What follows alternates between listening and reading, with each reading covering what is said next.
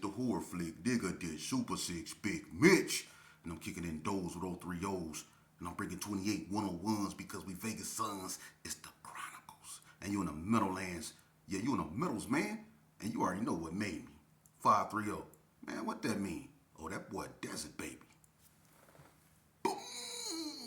Hubba Dub, Scrub, 22-inch gold Dana Danes. And these could never be McLean's. Big Bolo Yang, man. Nah, I'm just playing. Welcome to Vegas Chronicles with the host, Super 6, Big Mitch. And today, like any other day, you know what we do, man. Come on now. We kick actual factuals. No additives, no preservatives. Just raw and uncut. Like summer sausages and crackers. Shout out to everybody that's been rocking with me, man. And it's been an interesting couple days, man. First off, let me start by saying I went down to downtown Louisiana tamales, man. And let me tell you something, bruh. Those tamales is the best tamales in Vegas on my mama. Hey, look. Man, my girl almost went to war over them. For real. She all in my plate. For real. This an unauthorized area. Them tamales ain't no joke. Boy, look here, man. Look here. Shout out to and look, y'all go out there and support them. They over there off Losi Road, man. Beautiful family. Real family oriented, man. I can't say enough good things about them. They showed me so much love, man. And that's what it's about, man. Showing one another support and being there for one another, uplifting one another, man. Investing in one another, man.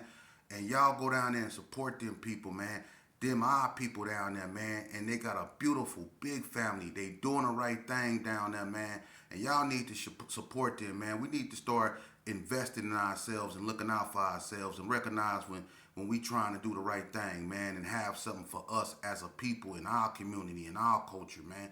So shout out to downtown Louisiana tamales, man, for showing me love. And most definitely, I will be back because I got to have me some more of them tamales. And they got real chili. That's the, man, they got the brick chili. They got real chili, man. Y'all better go down there and check them out and quit playing.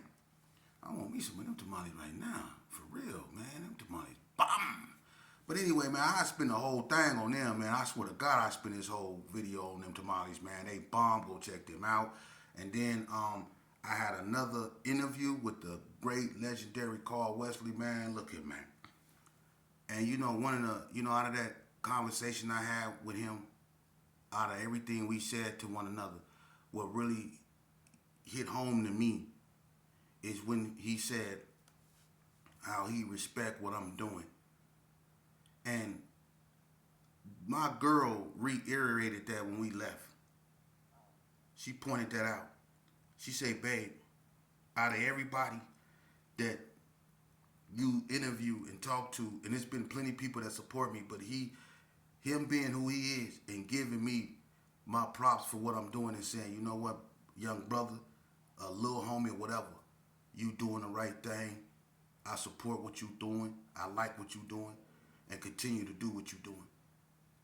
Him being from the north and me growing up to hate him, or being taught to hate him, but him telling me that I'm doing the right thing meant so much to me that you wouldn't even, and for him to be the forefather of the Donna Street Crips, who I unfortunately had issues with, but we put that aside and he told me that he agreed with what I'm doing.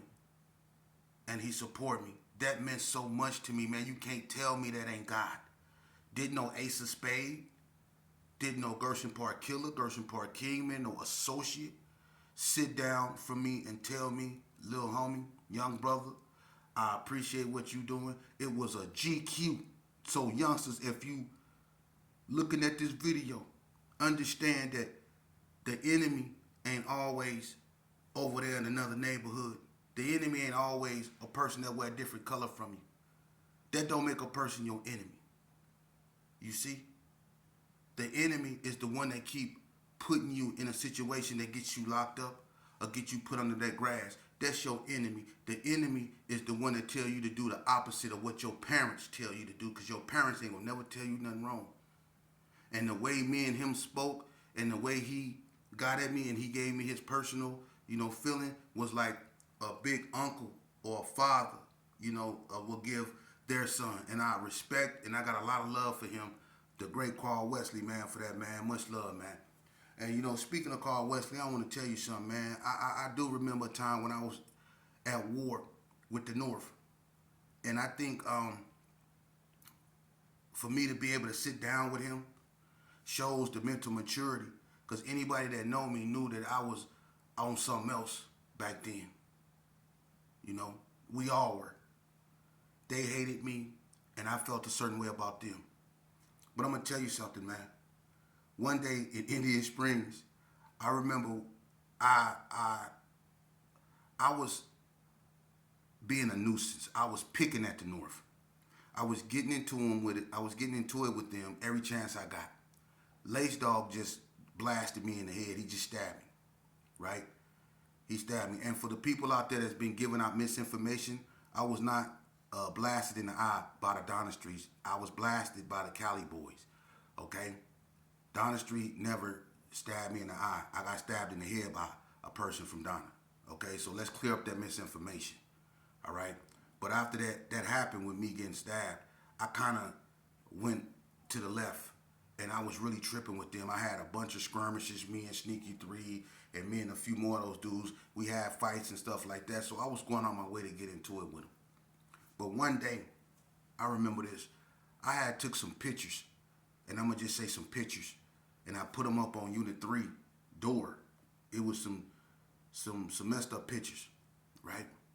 And I remember the North went down there and they seen them pictures. And I remember they mounted up, you know, and they got so deep.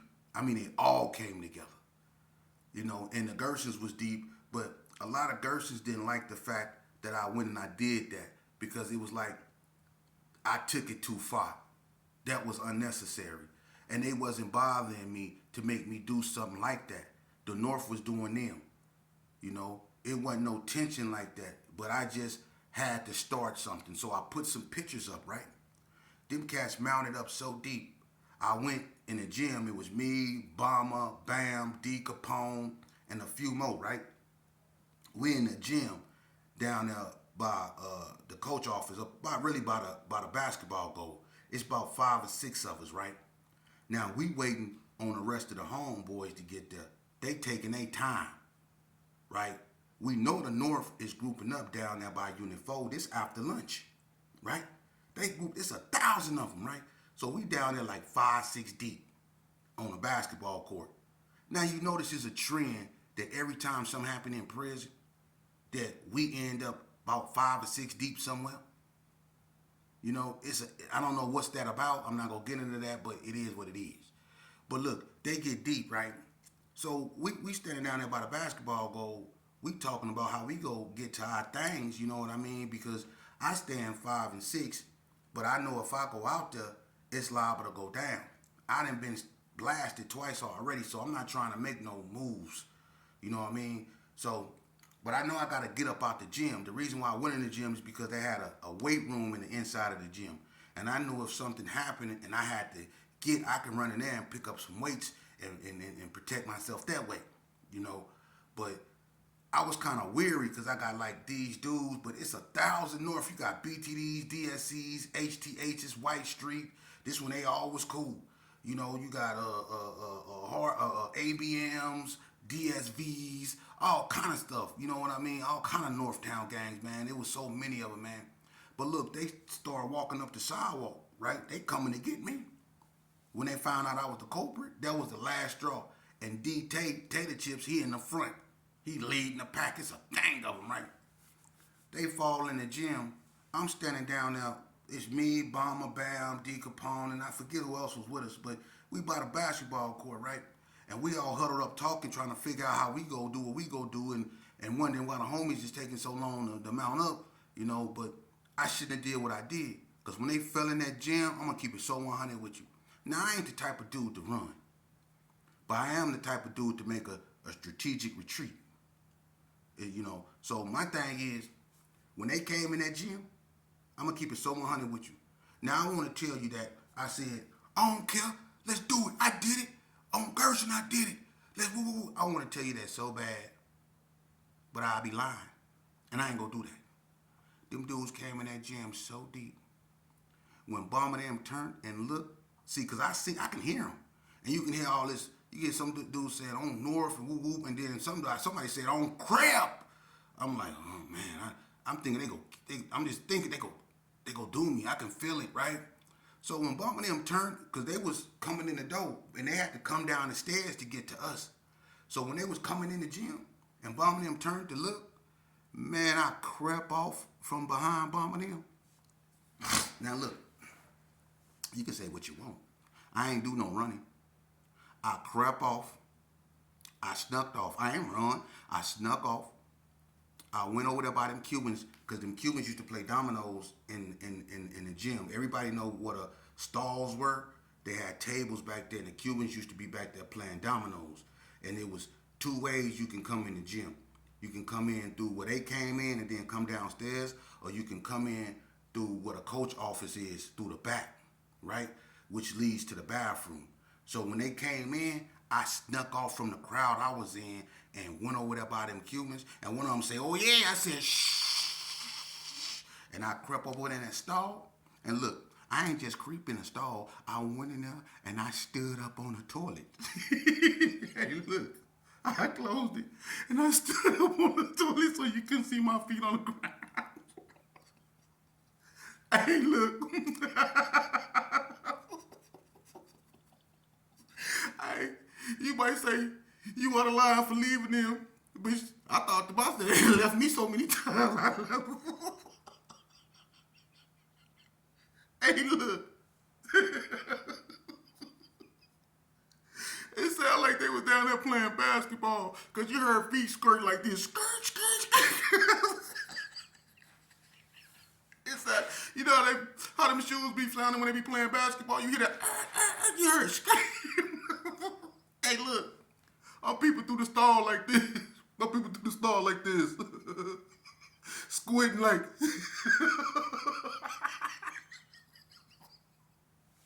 Hey, look.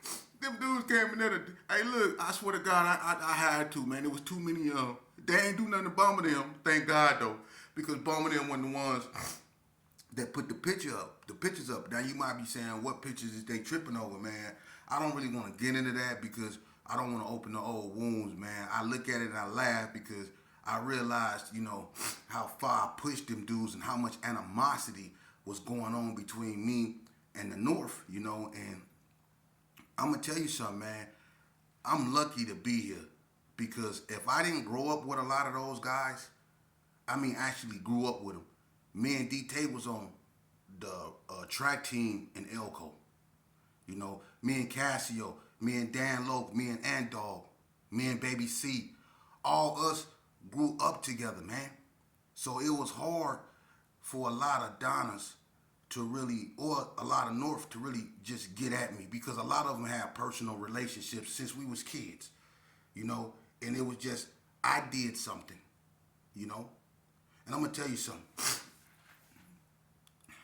I sit here and I might laugh and I might joke, and I do that because you have to keep yourself from crying, because I have did so much and caused so much carnage in my life into my community that it has an effect on me. And I was talking to a great friend of mine yesterday, the other day, Boo Loco, and he told me, he wanted to, talk about, what makes a Boo Loco from a psychological standpoint, what makes a sheep or Big Mitch or whatever, or what makes a whoever, what do we go through to make us who we are, and I've been through a lot. And like I said in that video I did with Carl, I had these shoes that was laid out for me that I didn't ask for, My father was who he was, and people expected me to be like my father. I didn't have no choice, My name quickly went from being Terrell, or I'm not gonna tell you my first name, but it quickly went from being Terrell to Lil Sheep, and Lil Sheep, that name, dominated the name Terrell.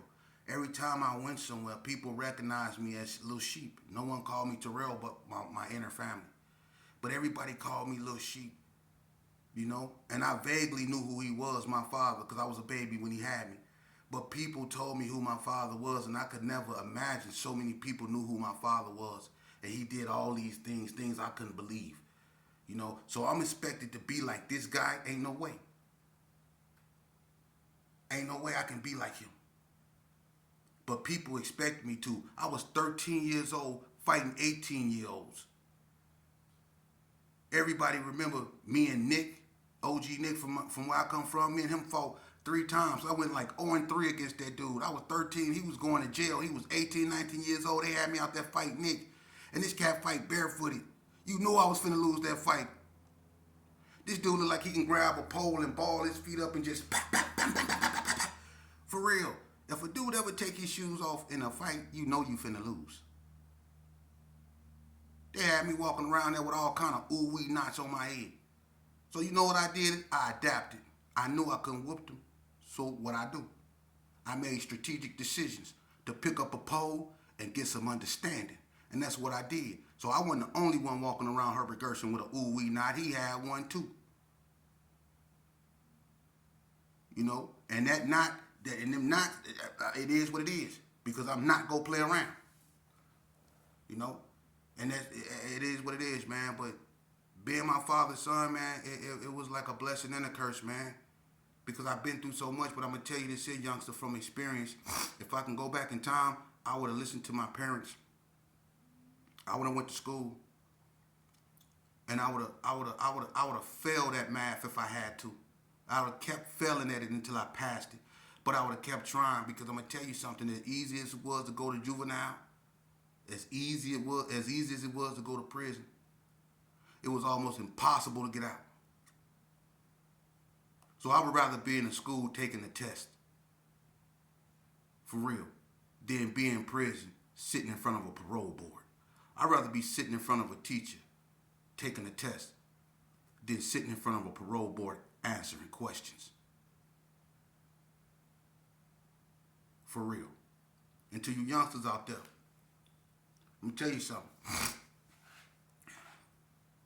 The best thing you can do is recognize that you're blessed if you have your mother or your father in your life. And they telling you, stay your behind away from such and such. You should listen if only you knew. Because when a woman tell you something, especially your mother, she has the most powerful thing in the world, and that's an intuition. Y'all need to listen when you told not to go somewhere. Or if your girl tell you, babe, I think you should stay away from such and such. I don't like him. Don't get mad at her. Some of y'all will fight y'all girls if she try to keep you from being with your homeboys. Y'all beat her up. Y'all insult her. I've witnessed it. Females trying to tell my homeboys when I was younger, don't go with us. And the whole time she was right, because we was all up to no good, especially me. And I watched my homeboys jump on his own female when she was only trying to keep him out the streets. And I'm going to tell you something, and I'm not going to get into it. On one occasion, I watched my homegirl beat his girl to a pulp, man. And she held on to his leg as he beat her up. He was beating her up, man. She held on to his leg until they separated him. And she was all messed up, but she fought him to stop him from going with us. And you know what? He ended up getting popped that night. He ended up getting popped that night. And he ain't been the same ever since. I'm going to leave it at that. But he got wet up. You see? Because when he left, he was all over the place mentally. He just jumped on his girl. Now he trying to, consume alcohol to forget that he just jumped on his girl. Now he done let his guard down and he not on point. He forgot he was a Gerson. And he just going through what he going through because that just happened. And he got caught slipping because he wasn't on point. So she was right the whole time. He should have stayed there. And not only did he almost lose his life, but he lost her. Because she left him after that. You see? And it's been homeboys that I've known for a fact whose mother told them they shouldn't have got in the car.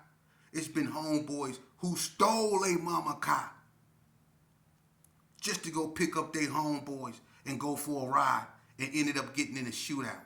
When their mama told them she didn't want them driving in her car, she didn't want them putting people in her car, but they stole her car, went and picked up their homeboys. Something happened, they get in a shootout, the car gets shot up. One of them get knocked down. Now, the son in jail and the mama don't know what's going on because she didn't let her son take her car. He stole it. You see? You better listen, because either your parents go teach you or life go teach you. It's best that your parents teach you, because life can be cruel. Life can be cruel and unusual. So listen to your parents, man. Stay away from gangs. Gangs never validated me. Never. And I done it all.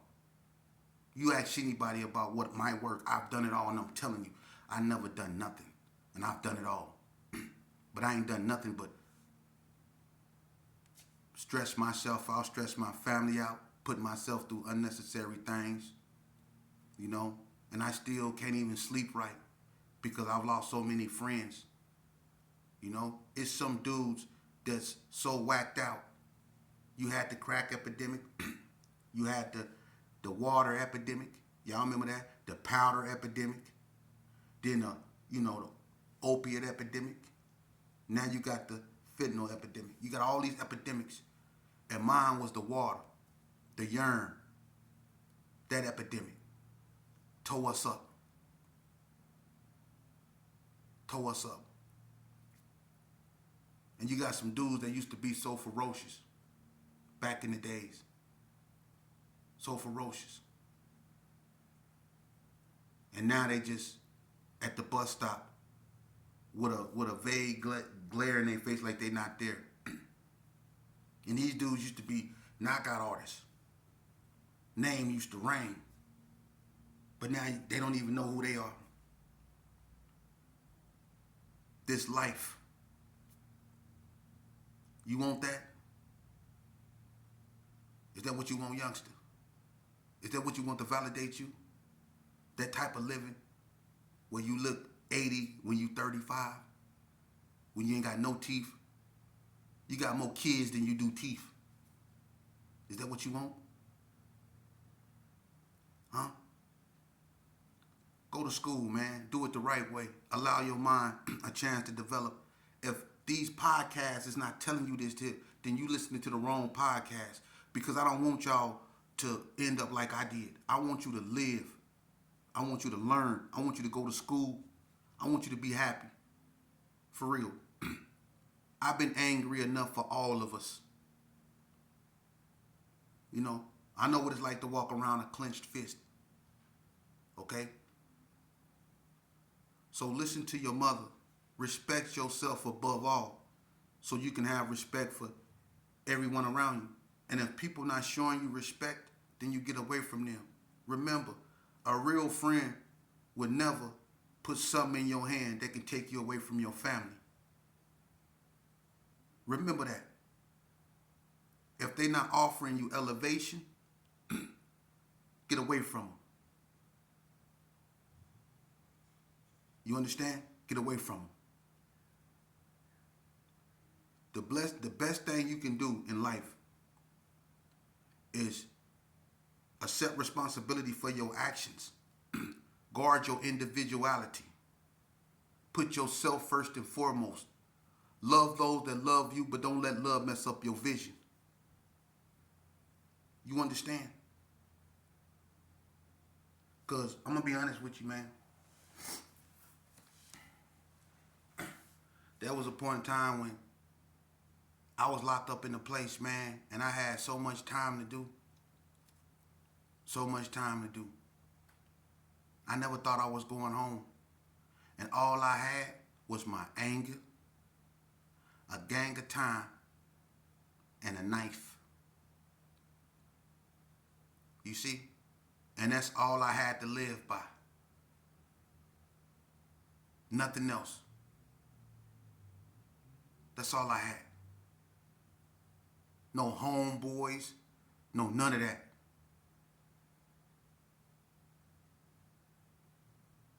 And I had to live by that for many years, man. And I watched people become unalived by that for so many years. I don't want that for you, man. I don't care how hard you think you are. You can't be hard enough. You can never be harder than the streets. I never met a man that outlived the streets. You remember that. No one, not even Al Capone himself, no one has outlived the streets. So it's best to get out the streets, if only you knew. There's a lot of guys around here, man. There's a lot of fathers that's not here that don't want their children in the streets. And it's sad because there's a lot of children joining their fathers under that grass from living the same life their father lived. We have to put a stop to this, man. It's that time. We have to put a stop to this, man. Look, the biggest enemy to ever face our culture is us. It's us. There is no greater threat to our culture than us. We have to accept that and work on that. Just like I had to accept the fact that the biggest threat to me was me. That I was my own worst enemy. I had to accept that, and we as a people have to accept that if we are going to move forward. We have to let bygones be